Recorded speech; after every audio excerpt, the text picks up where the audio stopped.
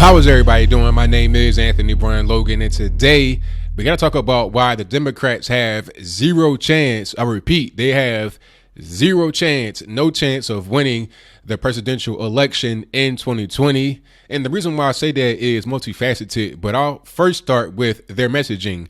The way they market themselves is very bad, very poor. They're doubling down on what really, in my opinion, was a big reason why they lost the 2016 election. And talking about identity politics, race, sexuality, all these things that are pushing them very far to the left, and the average person is right in the center. So in order for you to be able to get the population, you need to meet them where they are. And most of us are right here, not here or here, right in the center. And Democrats are not doing that. Meanwhile, the right is doing that. In my opinion, they're including more identity stuff, not a lot, but a little bit more, to the point where it moves them to the left, but not all the way far to the left. You understand what I'm saying? It moves them just a little bit far over, but not too far, just more towards the center, which is where, again, everybody is. Democrats are not doing that. They're going further and further away from the center. And then they don't have anybody to run. And anybody that they have are going to repeat the same talking points. I mean, how are Democrats going to win in 2020 when they run on their campaign of being anti-straight male, anti-straight black male? If they're talking about just trying to appeal to the LGBT and the so-called nasty women, how are you going to win like that? You have a very small pool of people that are going to support you. That's not how you win an election. Like I said, get it towards the center. They're not doing that. And again, they don't have anybody. The Democrats are the party that purports themselves to be progressive, forward thinking, but they're not. They do things in the old school way still. Now, I'm not saying that the other side, the Republicans, are not guilty of it, because they are, until Trump came. Trump came in, dumped the whole thing upside down on his head, took it over, and forcibly advance them towards the future. The future is social media with presidents. The future is kind of like shock value, being able to get attention, being able to market yourself as a brand to become the president. That is the future, like it or not. It is what it is. We live in 2018. The old school ways of doing things are not working anymore. The cold calling, email, stuff like that, that's fine. It's all dandy, but that's not how you're going to be the most effective. The Democrats are still trying to do that with their people that they have in the House, people that are currently politicians. You have Kamala Harris and Cory Booker, who are both being groomed to become the president. They realized in 2016 they had a bad candidate in Hillary Clinton, with all the email scandals, with all the mysterious deaths that are around her. Your Seth Rich and John Ash, may they both rest in peace. The situation with her being investigated by the FBI, and her husband stepped in to confront Loretta Lynch on the tarmac in Arizona for 30 minutes. Okay, I can go on with how flawed she was, with how corrupt she was, but the point is that they had bad candidates, and they were old, and they were white. Now, I'm not being racist, don't get it twisted, but let's not forget, they had 2 terms, 8 years of who, when he came into office, was a young, spry looking black man, real slick, real smooth. You can't go from that, which people see as very progressive, back to somebody who was been corrupt since the 60s. And Bernie Sanders, who was like 74 years old, a socialist, super far left, and then just one patsy who gets no help from the Democratic Party as far as being able to run, and Martin O'Malley. So now they say, okay, let's go back to the drawing board. Let's try to duplicate Obama. However, the problem is that Cory Booker is no Obama, very goofy, might be a homosexual. I'm not saying I'm anti-LGBT. If you're gay, I don't care. That's your business. But the problem is that he's not being forthright with it. So that's going to be a thing that jumps out the closet, and it's going to hurt him. No kids, no family, in his 40s. They're going to say something's wrong. And Kamala Harris has a checkered past. A lot of folks in the black community might not like her when things get revealed about her. And if I could find a link to that, I'll put that in the box. But they're doing things in the old school way. They're trying to groom them. They're trying to get them out on TV, doing speaking engagements, or They have him on television doing a speech in a serious setting, congressional hearings and stuff like that. They are there pontificating. Why? It's for the cameras. They are trying to build their brand for 2020, but it's not going to work because, like I said, Trump took the Republican Party and forced them into the future, which is building a brand for yourself and making things work and being fiscally responsible and efficient. Do you know that Hillary Clinton had $1.3 billion behind her, which was almost double what Trump had? And she still lost. Why? It's because she's doing things in the old school way, low energy, not going to rallies, not getting people excited, not building their brand. So the Democratic Party, as far as people that they have under their belt already in politics, have no chance. However, there are some out there who may give Trump a run for his money. Let's start from the very beginning with Oprah. Now, I know Oprah said she's not going to run. She doesn't want to do it.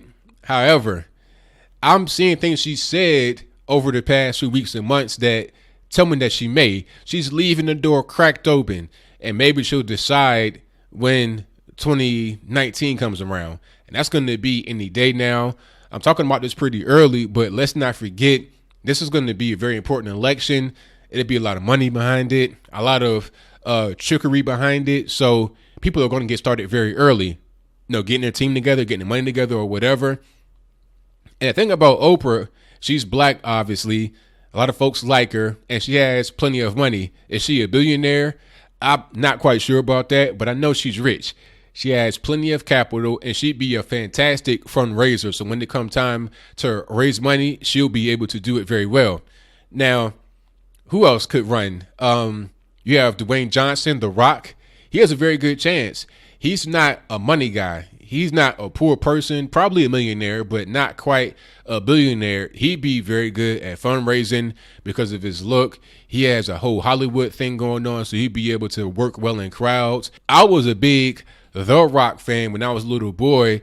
The Rock Bottom, all the fights with Stone Cold and Triple H. Like, he was very good on the microphone, getting the crowd hype, and Trump proved it. You got to be able to do that on a rally. So I think The Rock could tap into that energy and do very well in crowds, being able to get people to be on his side. But I'm not quite sure he is a Democrat as far as what they stand for today. The reason why they don't have a chance really is because they've gone so far to the left. All their talking points, identity politics, race this, gender this, trans this, too much stuff that turns the regular person off. The average person is right here in the center politically. They're not too far to the left or to the right. They are right in the center. The Democratic Party is going way far to the left. People don't like it. So a guy like The Rock, aka Dwayne Johnson, could pull them more towards the center, which is what is needed. So he has a very good chance of running and being able to win. Although I think he still won't be able to beat Trump. And who else? You have Mark Cuban. Now, Mark Cuban, in my opinion, is more of a conservative guy, but at the same time, he's never Trumper. So he has no chance on the right at all. However, there is a glimmer of hope on the left. He could be the same kind of way that Dwayne Johnson, aka The Rock, is. He could bring the party more towards the center, which is what they need. And he has plenty of money. He has a big visibility, owning the Dallas Mavericks, having a very popular show in Shark Tank. So he has a big chance of winning. Relatively young, maybe like in the 50s or 60s. So he has a good chance of being able to win. You also have Bob Iger. You may not know who that is, but he is the big boss. He is a CEO of Disney, and they own a lot of properties that you may have heard of, maybe like Pixar, Marvel Studios, ABC, and ESPN. Bob Iger was involved with the whole thing with Jemele Hill. If you remember her, she was a ESPN Sports Center anchor. And on her Twitter, she said that Trump was a white supremacist and surrounds himself with those same kind of people.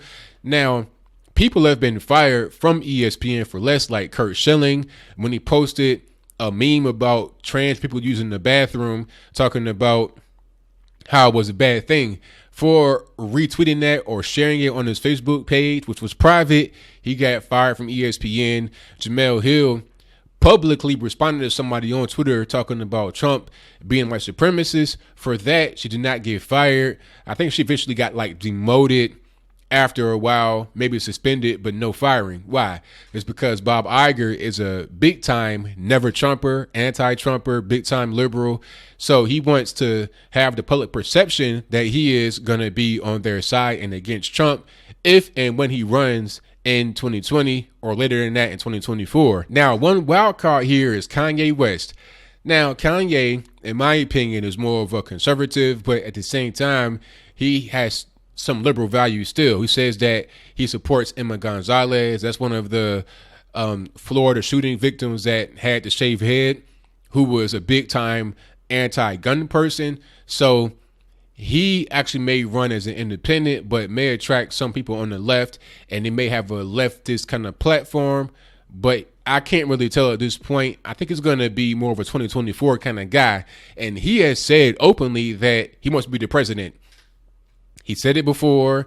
He's talking about it recently. He's sharing posts that have him. I think it said Kanye hashtag 2020 or hashtag 2024. So I think he may take a stab at it.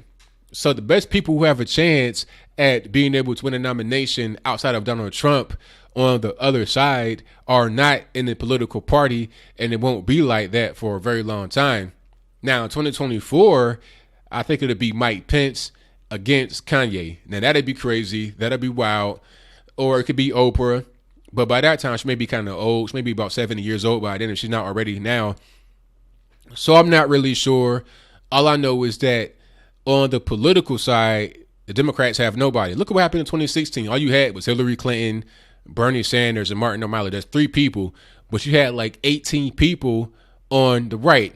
Trump, Marco Rubio, Ted Cruz, Ben Carson, John Kasich, Jeb Bush. You had all these people, Rand Paul, a lot of people that were running that were potential that could have won. However, it didn't work out in the end. Trump was just the bigger guy. Trump was the guy that had the most juice in a particular point in time, and I'm glad that he won. A lot of things are happening right now. The tax reform is happening.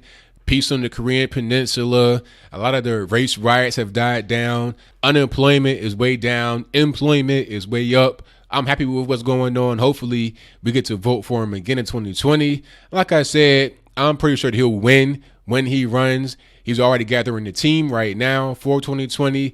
The left are trying to do this whole witch hunt thing. And as I close, I want to say this. The whole witch hunt from the left is turning many people off who are right in the center.